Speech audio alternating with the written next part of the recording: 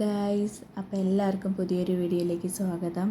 ഇന്ന് ഇഞ്ചി കറി വെക്കാണ് കേട്ടോ. ഞാൻ പപ്പയ്ക്ക് കൊടുത്തു വിടാനായിട്ട് ഗൾഫിൽ പോവാണ് പപ്പ തിരിച്ച്. അപ്പോൾ പപ്പയ്ക്ക് കൊടുത്തു വിടാനായിട്ട് മാങ്ങാച്ചാറ് ഇഞ്ചിക്കറിയും വെക്കുകയാണ്.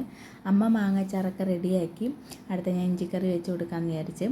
അപ്പോൾ ഇഞ്ചിക്കറിക്ക് എത്ര ഇഞ്ചിയാണ് എടുക്കുന്നത് അമ്മ? അപ്പോൾ 1 കിലോ ഇഞ്ചിയാണ് ഞാൻ ഇവിടെ എടുത്തിരിക്കുന്നത്.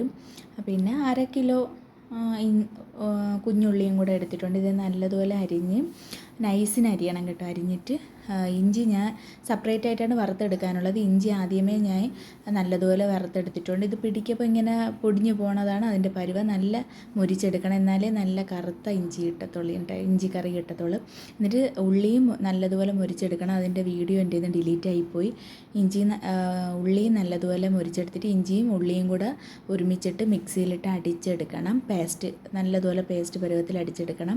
എന്നിട്ട് 2 സ്പൂൺ മുളക് പൊടി, 2 സ്പൂൺ മഞ്ഞൾപ്പൊടി, 2 സ്പൂൺ മല്ലിപ്പൊടി, 1/2 സ്പൂൺ മഞ്ഞൾപ്പൊടി ഇടണം കേട്ടോ.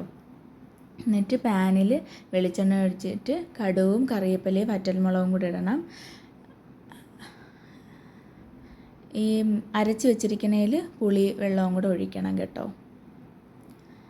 പുളിവെള്ളവും കൂടെ ഒഴിക്കണം. കുറച്ച് പുളിവെള്ളം മതി, ഒരുപാട് വേണ്ട, ഭയങ്കരമായിട്ട് പുളിയായി പോവും.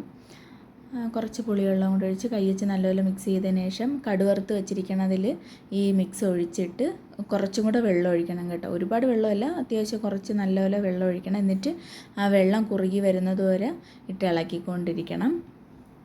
ഇളക്കി കുറുക്കിയെടുക്കണം കേട്ടോ. അപ്പോൾ നല്ല ബ്ലാക്ക് കളറിൽ കിട്ടും ഇഞ്ചി. അപ്പോൾ ഇത്രയേ ഉള്ളൂ. ഉപ്പൊക്കെ ഇട്ട് കൊടുക്കണം കേട്ടോ. ഉപ്പൊക്കെ ലാസ്റ്റ് ഇട്ട് കൊടുക്കണം. അപ്പോൾ ഇതാണ് ഫൈനൽ ലുക്ക്. ഇതാണ് ഇഞ്ചിക്കറി. അപ്പോൾ എല്ലാവർക്കും ബൈ.